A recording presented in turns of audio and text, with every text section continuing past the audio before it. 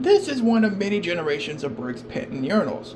This urinal was introduced likely around the 1970s or so and would be made up until the very early 2000s.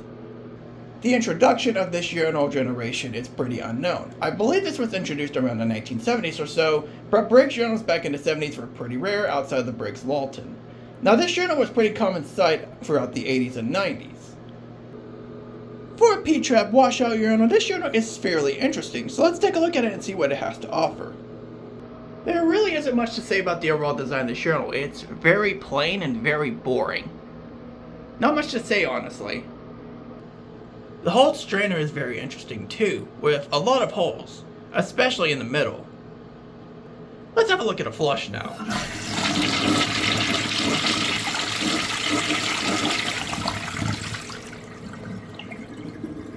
Even though the flush is very simplistic, I like it a lot more compared to some other washed down urinals. Let's have a look at bowl rinse now.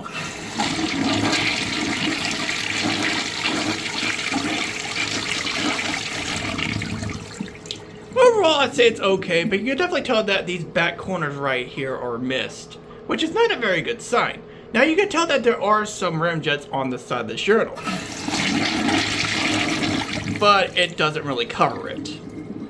Strange design flaw, honestly. Overall, the functionality of this urinal is not bad at all. This actually has an abundance of holes to cover up and drain fairly fast. And generally speaking, P-trap washouts generally hold up a little bit better compared to traditional washdown urinals. Even though this thing doesn't really have any overflow protection, it drains fairly fast due to the amount of holes that it has. Let me demonstrate by holding the handle down for at least 10 seconds.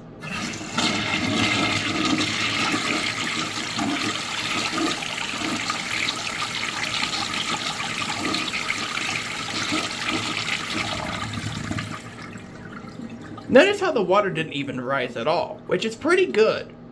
And that's the Briggs Pennton Urinal of the circa 1970s up until the very early 2000s. While this urinal doesn't seem very interesting at first, it's definitely a lot better compared to some other P-trap washout urinals, and it's actually a lot more durable than you might think. It's honestly not too bad for what it is. But let's put this urinal into the grading scale. Let's grade it. Yep, the overall design really isn't much besides a weird shape.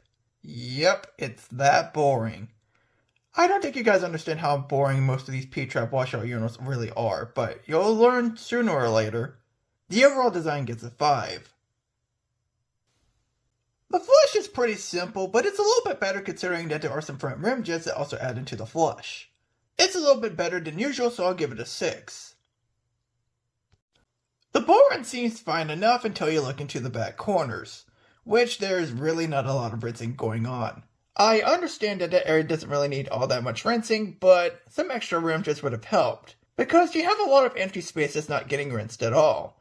The rinsing at the front seems fine, but there definitely could have been a few more rim jets at the back corners to rinse that out. Overall, I give it a 6.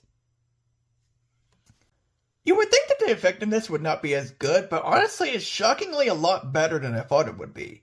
There's an abundance of drain holes built into this urinal where it drains relatively quick. Even holding the handle down on higher pressure, this urinal seems to never flood at all due to the abundance of holes that it has built into the strainer.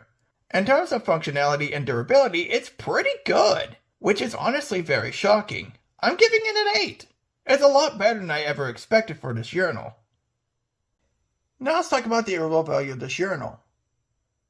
In hindsight, this urinal just looks like another basic P-trap washout. It frankly doesn't look anything too special, honestly. But there are some elements that surprise me, like the strong durability and survivability, as well as fast drainage, and even a better flush. But there are some things that are kind of simplistic, like its overall design, as well as its lackluster bowl rinse that could have been a lot better. It's a lot better than I was expecting for sure, but it's still a pretty simplistic urinal at the end of the day. It surprised me in some aspects though, so I'll give it that. Overall, I give the value a 6.